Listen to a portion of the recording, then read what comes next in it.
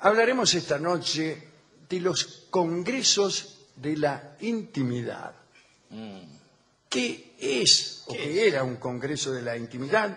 Se preguntará el espectador de la anteúltima fila. Bueno, es una institución extraña, curiosa, que existió en Europa desde el siglo XIV hasta el siglo XVII. Se llamaba Congreso de las Funciones Matrimoniales. Bien. Ya veremos de qué se trataba, pero vamos a algunos antecedentes. En muchas dinastías europeas debía certificarse que la consumación del matrimonio, la unión sexual, se había producido, porque de esa manera el sacramento del matrimonio quedaba cristalizado. Un matrimonio no consumado no podía sostenerse. Pero también podía ocurrir que si el hombre no sostenía su consumación después de la primera vez, sobreviniera un pedido legal de separación por esa causa. Es decir, que había conflicto. Y entonces había que determinar fehacientemente si es que el matrimonio se había consumado, si es que se había consumado más de una vez, etcétera, etcétera. Cuenta Voltaire que los romanos, en la Roma clásica, esperaban 2 años para disolver el matrimonio si no había satisfacción. Digo, hablando de pruebas, ¿no? Hablando de pruebas, sí. Es un tiempo, ¿no? Es un tiempo importante. Justiniano ordenó que ese periodo se extendiera a 3 años. En muchos casos, los hombres que no podían amar a sus esposas se consideraban hechizados. Esos hechizos eran antiquísimos y aparecen en infinidad de notas legales y desde luego en la literatura, ¿no? Eran la inversa del filtro de amor, claro. Un gualicho al revés. Y muchas víctimas alegaban padecer dicho encantamiento frente a la sugerencia de la dama o del hombre de destruir el matrimonio. Casi siempre que un señor no podía cumplir con el débito conyugal, decía haber sido hechizado. Hay un antecedente extraño en la historia cristiana. El Papa Alejandro III posibilitó una vez a un marido la libertad de tomar otra esposa por no poder emprender el comercio carnal, no la venta de carne, ciertamente. Ese decreto pareció dictado por alguien que pensaba más en la necesidad de aumentar la población que en el carácter indisoluble del vínculo matrimonial.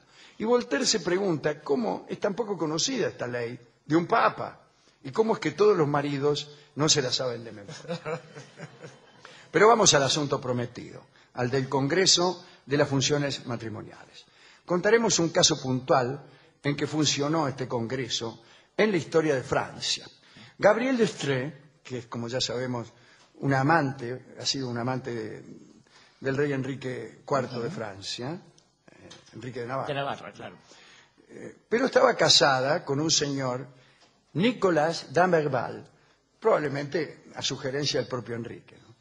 Con Gabrielle, Enrique tuvo un hijo que se llamaba César. En verdad, ese chico era legalmente el hijo del marido de Nicolas d'Amberval, puesto que, como hemos dicho, era el esposo de Gabrielle. En realidad, había certeza respecto a la paternidad de Enrique, porque Gabrielle no se unía a su esposo, claro, al d'Amberval desde hacía largo tiempo. Enrique IV estaba triste porque él quería legitimar su paternidad para poder disfrutar más del chico, ¿no? En consecuencia, le pareció urgente entablar los procedimientos jurídicos necesarios para poder casarse de verdad con Gabrielle. Él amaba mucho a Gabrielle d'Estrées, claro. Después al final se casó con cualquiera. Primero con Margot de Valois y después con María de Medici. Para eso primero debía separarse del otro tipo, ¿no? Para poder casarse con él. Gabrielle, a petición del rey, mandó al obispo una súplica que decía: se declara que Gabrielle d'Estrées fue casada por la fuerza cuando tenía 18 años con Nicolas d'Amberval. Sin embargo, desde hace 2 años no ha vivido ni conversado con su marido, como se acostumbra a hacer con personas capaces en legítimo matrimonio. Eso era en consecuencia, decía Gabrielle, de la impotencia de su esposo. Y todo eso le decía Sí, sí. al obispo o al que sea, o al papa, no sé. Bueno, convocado por el arzobispo, Nicolás Damerval respondió que su impotencia última de los últimos años se debía a una caída del caballo. Ya se sabe que caerse del caballo es una de las peores cosas que pueden pasarle a un marido. La caída del caballo y la caída del cabello. Sí. Sí, sí, son tremendas. Bueno, agregó que no había falta de amor ni de voluntad, puesto que había intentado en varias ocasiones favorecer a su esposa y cada vez se había caído del caballo. Ah, no. Esto lo agregué yo, pero no corresponde. Por su parte, Gabriel se dijo lesionada por no haber recibido los deberes conyugales. Bueno, se inició un proceso que naturalmente divirtió muchísimo al pueblo francés. Gabriel creía que iba a conseguir la separación para poder unirse definitivamente al rey Enrique IV. Pero vino a suceder que 3 meses más tarde de la iniciación de la disputa, Nicolás Damerval dijo que había recuperado sus potestades amatorias. Así lo dijo. Así lo dijo. París, agosto 4, señor juez de instrucción, número tal, no sé qué, comunico que he recuperado mis potestades amatorias, disculpen la letra movida.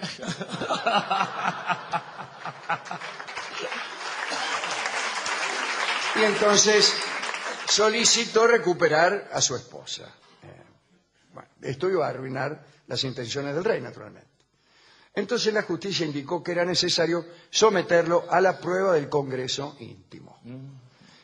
Y este era el procedimiento que hemos mentado, ¿no? Utilizado desde hacía 2 siglos en las demandas de divorcio por impotencia. El marido acusado de no ser un compañero galante era analizado por un consejo de notables degenerados probablemente.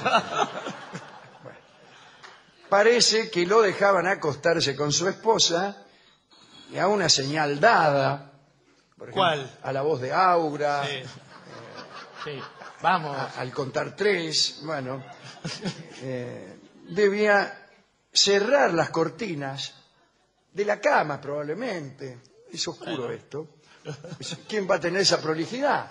Bien. Y esforzarse por cumplir con la dama. Se concedían 2 horas para la prueba, a la que asistían, además de los médicos y los jueces, algunas matronas y conocidos. También. Colados. Bueno, Claro, confianza. quizás para alentar al marido. Vamos, Damerval, todavía. En cualquier momento, el marido cuya potencia estaba en duda, podía llamar a los testigos para hacerles comprobar su victoria. Dice, También. aquí. Sí. No, aquí. Disculpe. ¿Lo ve? Pero casi siempre sucedía que el señor, intimidado por la presencia de jueces, espectadores, permanecía en el estado en que se lo juzgaba, ¿no? Imagínense, no es la forma más adecuada. No. Estaban ahí, No, todo el juzgado de instrucción número 37, ¿Qué le parece, señor? con sus amanuenses, ordenanzas, Sí, taquígrafos. sí, todo. Nicolás Damerval solicitó la prueba del Congreso, pero cuando vio llegar a la comitiva se asustó Sí, claro. y redactó lo siguiente a modo de informe, ¿no? Y dice, ¿Lo tiene ahí el papel? y lo tengo acá, está un poco Sí, arrugado. está durado. Dice, bueno, por obedecer al rey y temer perder la vida, consiento la disolución del matrimonio de acuerdo con la petición presentada ante el obispo. Mas advierto que no es cierta la confesión de que sea inhábil para la unión amorosa. Punto. Firmado Nicolás Damerval. El 24 de diciembre de 1594, el matrimonio de Gabriel d'Estrées y Nicolás fue declarado nulo. Y el rey tuvo vía libre para ver a su hijo y para soñar con casarse con su querida. Después, ya sabemos, no se casó. Por otras razones, razones de Estado, Sí, sí. de Estado. Sí, sí, de Estado. Por razones de familia con María de Valois, sí, y por razones de dinero con Margot de Valois. Con Margot de Valois y con María de Medici. Medici, porque los Medici tenían mucho dinero, como usted sabe. Bien. En 1659 se produjo otro caso. Había un marqués que pidió la prueba del Congreso para refutar los decires de su esposa, María de Saint-Simon. Un detalle, ¿no? En estos casos, casi un siglo después del asunto de Enrique IV, había incluso una segunda oportunidad si el marido salía vencido. Podía pedir un segundo combate. Bueno, pero al marqués parece que no le fue bien. La Cámara declaró al marqués impotente, anuló el matrimonio y le prohibió casarse otra vez y dejaron que la esposa eligiera a otro señor. El marqués, sin embargo, se juntó, se amancebó con Diana de Novelle, de la que tuvo 7 hijos, Mira vos. uno tras otro. Sí, claro. Así que cuando murió la primera mujer, el marqués apeló, por decirlo así, Sí. a la Gran Cámara contra la sentencia que lo había declarado impotente. Y los jueces confirmaron su unión con Diana, se lo declaró potente, le perdonaron las costas del juicio Ah, Muy qué bien. buena gente. y le regalaron una plaqueta recordatoria. Sí. En el dormitorio la puso, sí, sí.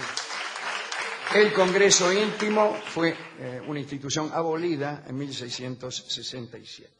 ¿A quién quiere dedicar esta charla, querido Jorge? Estaba pensando, Alejandro, nuestro amigo Enrique de Navarra, Enrique IV, es un hombre que no se andaba con vueltas a la hora de las declaraciones, es aquel de París bien vale una misa y todo lo demás. Pero como decía el escritor Rodolfo Fouil, cuando se habla del amor y alguien dice que quiere hacer el amor, hay que avisarle de algo, el amor ya estaba hecho. En general, el amor es un asunto tan profundamente cultural, tan marcado. Lo que no se entiende muy bien es por qué tiene reglas que funcionan al revés. Por ejemplo, el filtro de amor, si es a favor, cuando funciona nadie protesta. El hechizo, si es en contra, enseguida levantan la mano y Claro, creen que es eso está mal. Y después, el asunto es, ¿qué tendrá que ver esto del amor con el matrimonio? ¿Para qué mezclar dos cosas que son tan diferentes? Digo, por ejemplo, hay alguien que habla, que reúne un tribunal para ver si el matrimonio estaba consumado. ¿Por qué no reunir a alguien para ver cuando el matrimonio está consumido, por ejemplo, que es mucho más frecuente? Y después, parece que hay mucha gente soltera por aquí, pero bueno, digo, el matrimonio es una cuestión legal. Sabemos que ha generado creación de iglesias, como en el caso de Enrique VIII y tantas cosas. Y el amor, en realidad, cuando cuenta con lo externo, es para afianzar un poco lo interno. La clandestinidad, por ejemplo, que la disfrutan los dos amantes, porque los amantes están solos. Y cuando dos amantes están solos, no hace falta ningún testigo. Ni siquiera ellos tienen que decirse, al mirarse a los ojos, podemos. No sé si me explico. Entonces, digo, del mismo modo, cuando llega un amante y sabe que, bueno, la cosa está difícil y no va a funcionar, ni siquiera hace falta que él tenga alguien que lo compruebe, porque ya se sabe lo que ocurre cuando me interesa fallar. Y cuando me interesa fallar es el nombre de un tango compuesto en alusión a esta circunstancia, que era lo que decían los hombres hablando solos, quizás. Y es también un tango muy clásico que va a cantar Edmundo Rivero ahora mismo.